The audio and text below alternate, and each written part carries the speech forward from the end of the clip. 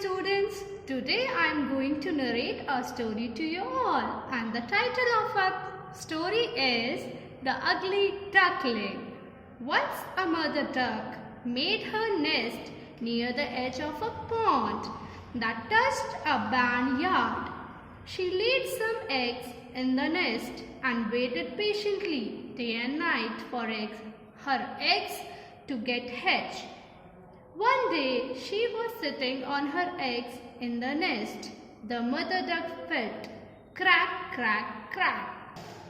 Filled with happiness, the mother duck watched as one by one her eggs hatched and the little ducklings popped their heads out of the broken shells and started crying out, peep, peep, peep.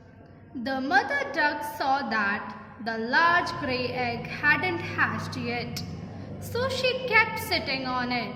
Finally, it also cracked and a duckling tumbled out of it. He was grey in color and much larger than the others. The baby's beak was a little too long. His feathers were little too ugly. "Oh, you do not look like my other ducklings, but I am your mother and I love you," said the mother duck. As the ducklings were slowly growing up, the mother duck decided to teach them how to swim in the pond and how to quack. Seeing the frightened ducklings, the mother said, "My babies, don't be afraid." She then led all her ducklings into the pond for their first swimming lesson. One by one, they all jumped into the pond. Then the brown duckling swam far better than all other ducklings. "How well he swims," thought the mother duck. All his brothers laughed at him. They neither ate nor played with him. They called him ugly and teased him. "Go away, don't come near us. You are ugly." The poor duckling was beaten, pushed, picked at and made fun of by his siblings. One morning he went to the pond alone. Looking at his reflection in the water, he said to himself, How ugly I am. My brothers are so different and beautiful. Nobody loves me and all run away at my sight." And he began to weep. Day by day, he felt more unhappy and sad. He thought to go to seek a place where nobody would hate and tease him. There was a great rush for buying those shoes.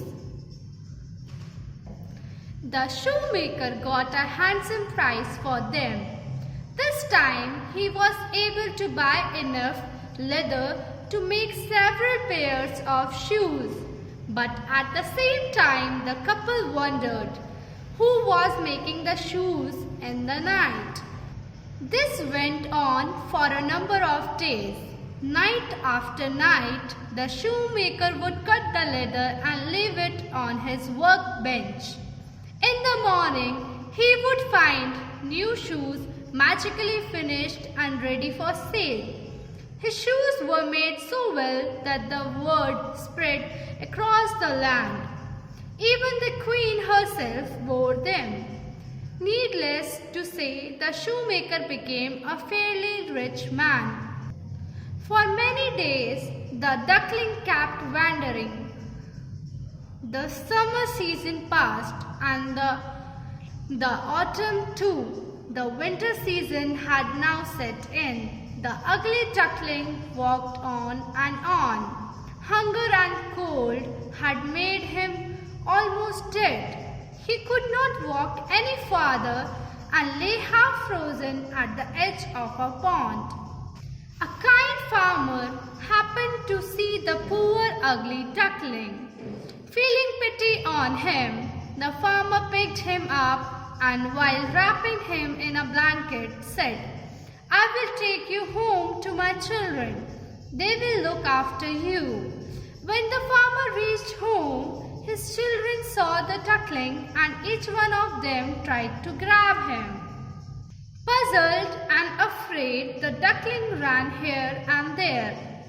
But in utter haste, he knocked over a number of dishes, breaking them into pieces.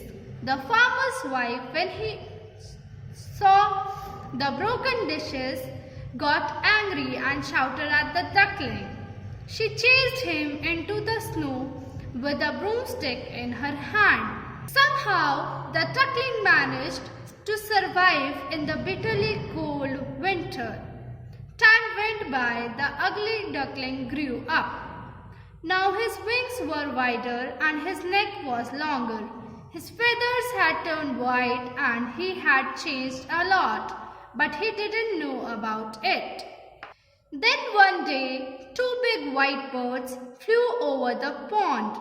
How beautiful birds they are, thought the ugly duckling. I hope they stop to visit me. Just then the birds landed in the pond with a splash. Hello, said the ugly duckling. Who are you? We are swans, said the white big birds. Just like you. I'm not a swan, said the ugly duckling. The swans laughed and said, Look at your reflection in the water. The ugly duckling looked at his reflection in the water. He found that he was neither ugly nor a duck. He was a swan and a very beautiful one.